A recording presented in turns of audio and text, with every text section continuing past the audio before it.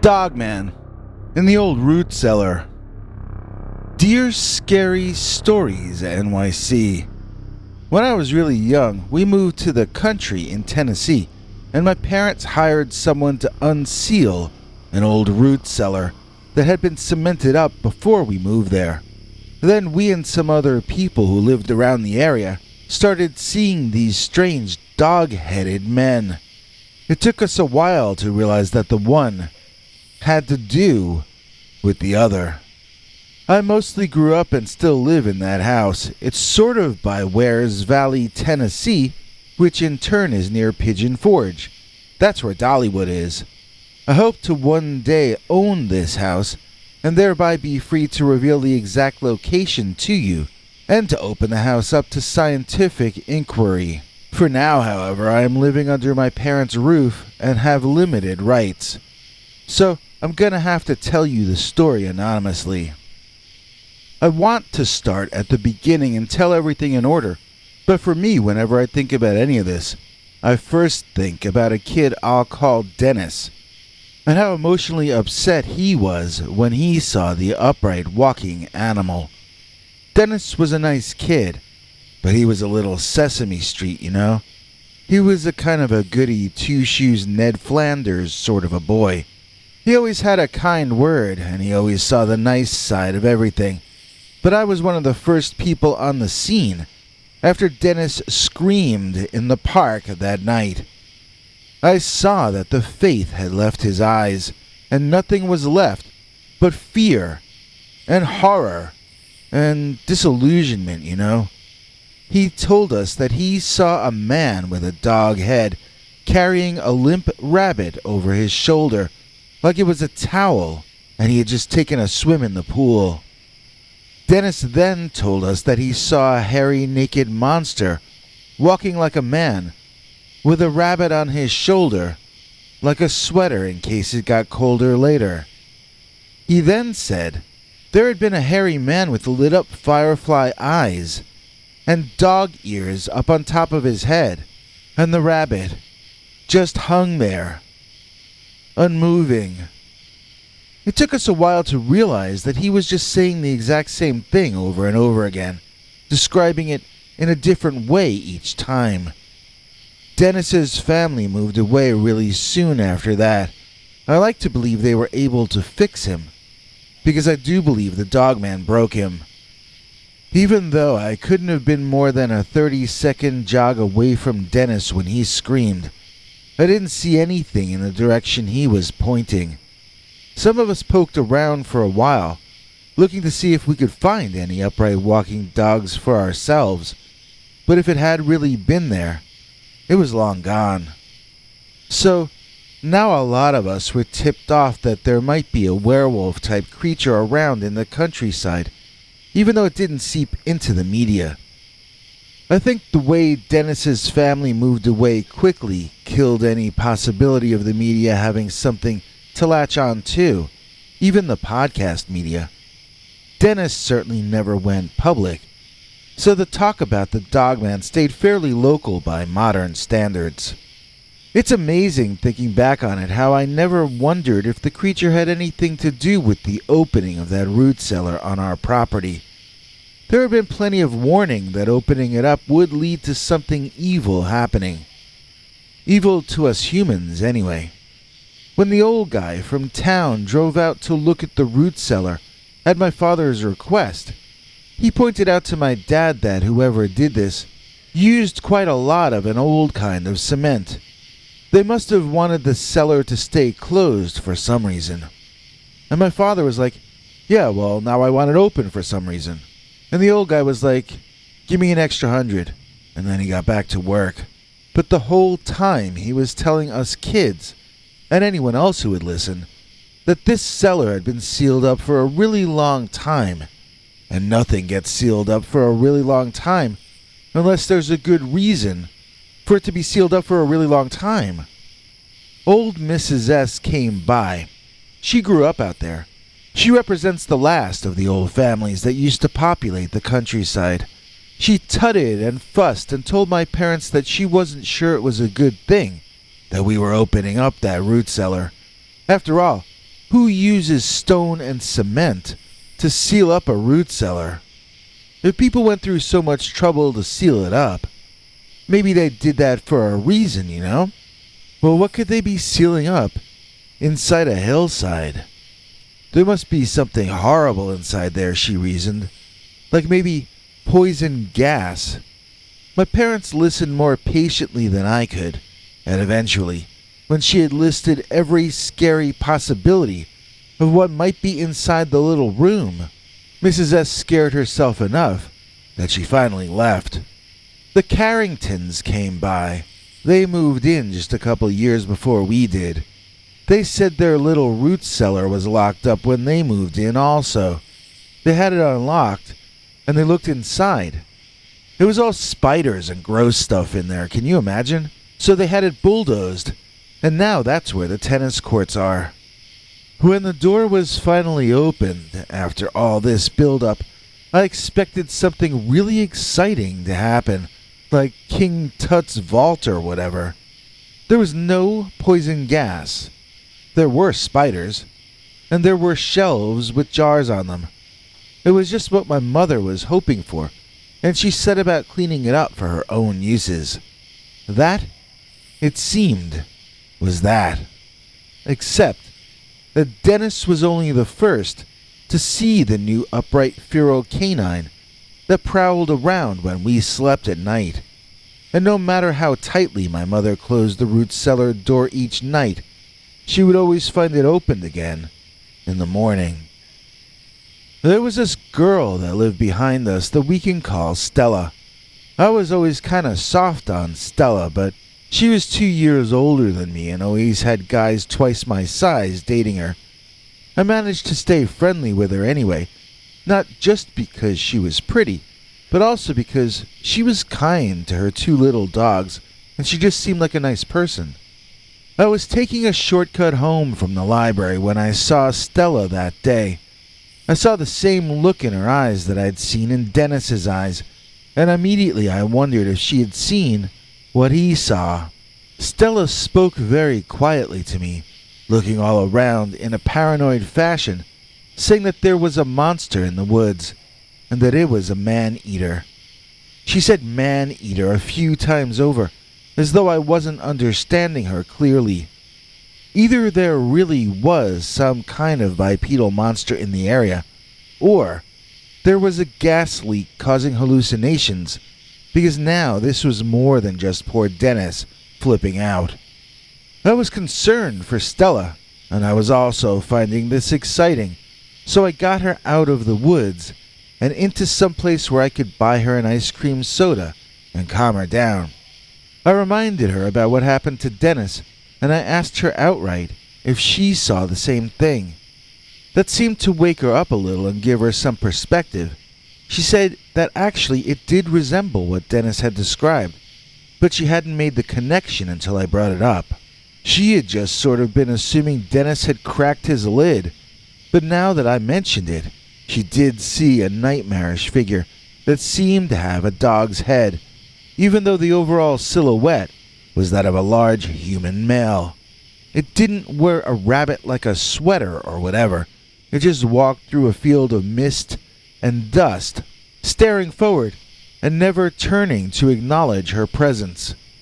She said it looked as though it had been marching since before time began, and that it would continue marching on forever.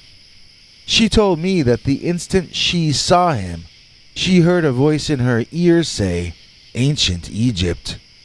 It didn't look exactly like Anubis. In fact, it didn't really resemble Anubis at all, as Anubis was not shaggy and crazy looking, but it was some kind of god form in her mind. It was something ancient, and it was not a normal sort of forest animal. So I was in the unique position that I had heard 2 different witnesses to the beast describe him to me in 2 different ways. Dennis believed he was viewing an apex predator, something alive and dangerous which hunted and ate meat. Stella, on the other hand, saw a man-eating god form that did not interact with her and marched straight forward like a residual haunting or a tape loop, set on repeat. It was not one of us. It was made of something else.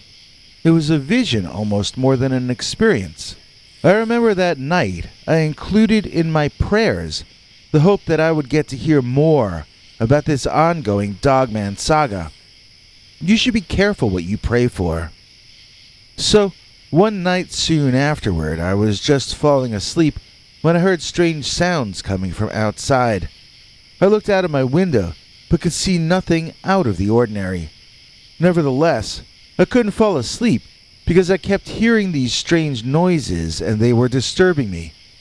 Finally, I put on my bathrobe and slippers, and I went outside to see if I could tell what was going on from out there. It turned out the sounds were coming from the root cellar. I wondered if my mother could have locked herself in or something, but that didn't seem possible. I started walking toward the tiny room in the hillside, but before I got even 2 steps in that direction, I saw the door fly open, and out of that door leaped this creature that I at first thought was an upright running horse. When it had fully emerged, I saw that it did not have hooved feet. It had clawed feet, and it was in fact some form of very large, very limber wolf. It emerged from the door down on all fours, but immediately stood up and pranced and leaped away at amazing speeds. I think it was just too tall to come out without bending over, although I got the sense that it could have run just as quickly on 4 legs as on 2. This was the most athletic creature I'd ever laid eyes on. I've studied monkeys, chimps, and apes, and I've never been able to find anything else as supercharged as this dog-headed monkey man. It came out of that root cellar, and then it was gone. I ran into the root cellar expecting to find my mother's stuff all messed up, but when I got in there, instead, I found only 1 row of shelves slid to the side. The shelves had been hiding a tunnel going deeper into the hillside. It was pitch black in there, so I had no idea where it led to. I thought about moving the shelves back into place, but I realized that might trap the dog-headed ape man out here with the rest of us. Tired and unsure what to do, I left things as they were and went inside to ask my parents what they thought. They were both sleeping though, and I didn't really want to wake them up, so I just went back to bed. I decided to get up earlier than usual and figure out what to do then. I was always better at figuring things out after I'd gotten some sleep. So I went to bed, and I overslept in the morning, and by the time I got up, the root cellar door was closed up again. Sure enough, when I went inside, I saw that the shelves were put back into place as well, and I started to wonder if I dreamed the entire thing. I told my family about it over breakfast, and Mom seemed most alarmed. She wanted me and Dad to go out and figure out for certain what was behind those shelves. If it was a dream, then fine. If there was a tunnel behind those shelves, though. So, Dad and I went out to the root cellar and we tried several ways to slide or move or push or dislodge those shelves, but they seemed somehow quite solidly attached to the wall behind them. That in and of itself was interesting to me, but not to Dad, who declared that I had been dreaming and left it to that. I wasn't so sure that I hadn't discovered something real, but as long as I couldn't figure out how to get behind those shelves, it might as well have been a dream. That night I woke up after hearing strange noises from outside. When I looked out the window, I saw the root cellar door was wide open. I went and woke both parents, and the 3 of us went out to the root cellar with flashlights. The shelves were to the side, and we shone our flashlights down the tunnel into the darkness, revealing nothing except that the walls of that tunnel looked pretty natural and pretty old. Wherever they led, they extended further into that hillside than our flashlights knew how to penetrate. Mom started flipping out, ranting about how this needed to be closed, that we had to close it up. Dad immediately began trying to follow her orders, but I reminded both of them that the creature from inside the earth was out hunting through our neighborhood. Even if we could figure out how to shut that hallway down, we'd only be locking the Dogman up here with us. It took a while to get through to them, because they're used to me being the crazy one. But eventually Dad persuaded Mom that we should go back inside and wait. He got her halfway to the house before she went back to incoherent ranting. Mom had cracked over this, same as Dennis had, but Mom had Dad to hold her together during the worst part of it. He shouted to me that he'd be back, then he drove off with Mom. I figured he'd be dropping her at her mother's or her sister's house, and that then he'd come back. For myself, I went to my own room, but found I was unable to sleep. Things had really gone wrong this time. Things had gone off kilter. I sat and looked out my bedroom window at the open door to the root cellar down below. I decided that since I couldn't sleep, I should stand guard at that window. I could watch and wait for the Dogman to come back. When it went inside, it would close the shelves behind it, find a way to lock those shelves shut before nightfall, and we'd have the Dogman trapped. Once I had a plan, I relaxed. And once I relaxed, I fell asleep. In the morning, I woke up with a neck ache, still sitting at the window, although now the bright sun was blaring in at me, blinding me. When my eyes adjusted to the brightness, I saw that the root cellar door was indeed shut. The Dogman had come home during the time I had slept. Running downstairs, I arrived at the root cellar just as Dad pulled into the driveway with Mom.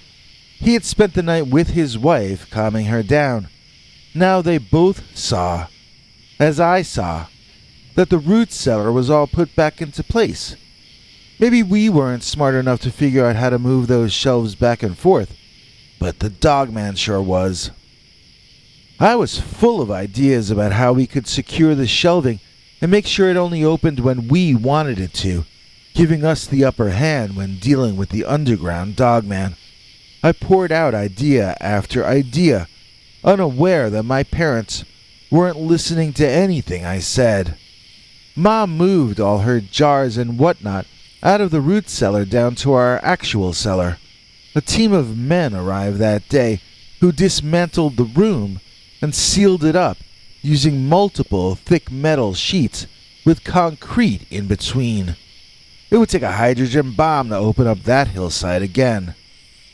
Dad explained it to me that he was afraid that he'd get sued by the other witnesses to the Dogman, especially the parents of Dennis. Dad didn't want to have to pay for Dennis's shrink, so he wanted to just cover up the entire set of incidents. Well, needless to say, I was horrified. As big a danger as the Dogman posed to the neighborhood, that's how big a boon he would be to science. Not only was this decision made in haste, it may not have even been legal to do it without the permission of the proper authorities. If archaeologists can stop construction of a building, why shouldn't cryptozoologists be allowed to delay the sealing off of tunnels which may be hiding the existence of cryptids? I felt we should have just locked it. With it covered over, it can't be studied. I hope someday to become majority owner of this house so that I can reveal the location and try to interest someone better equipped than I am to investigate it instead of just covering it up.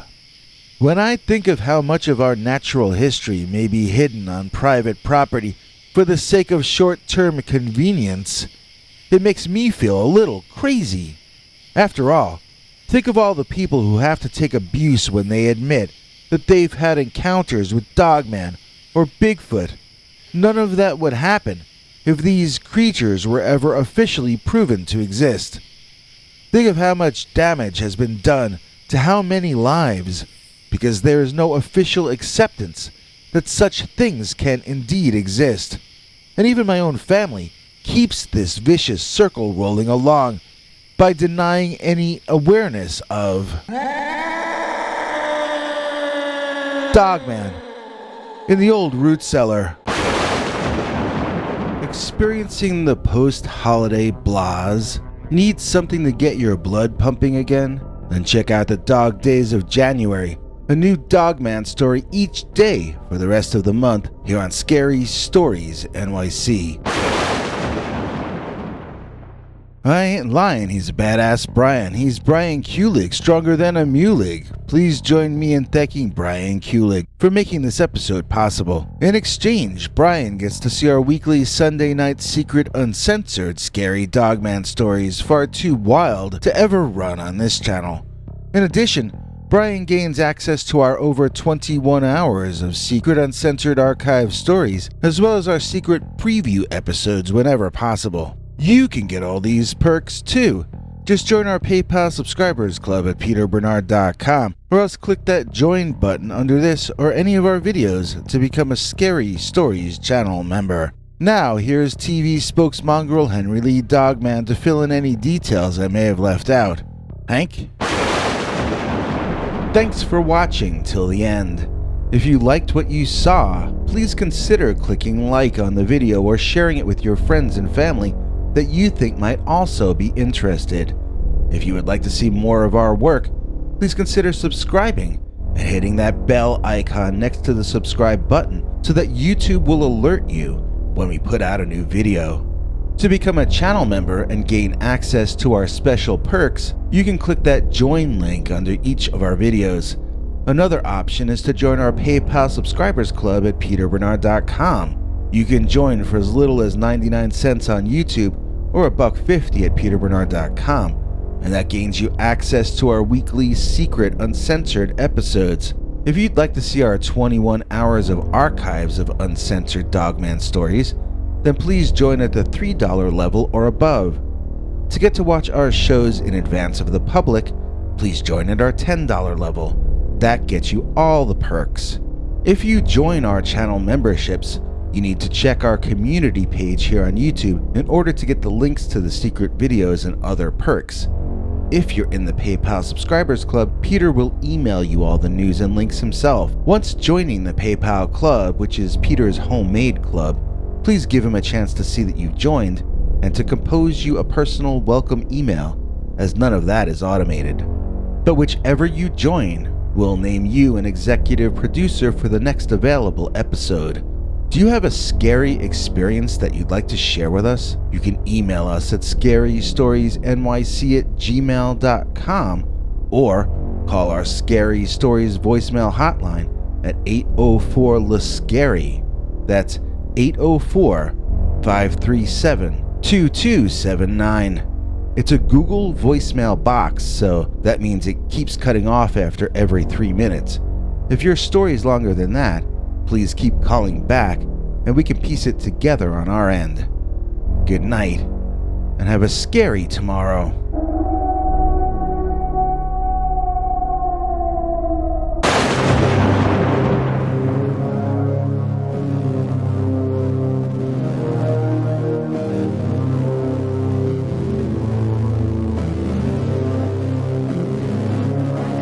Come back for more scary stories.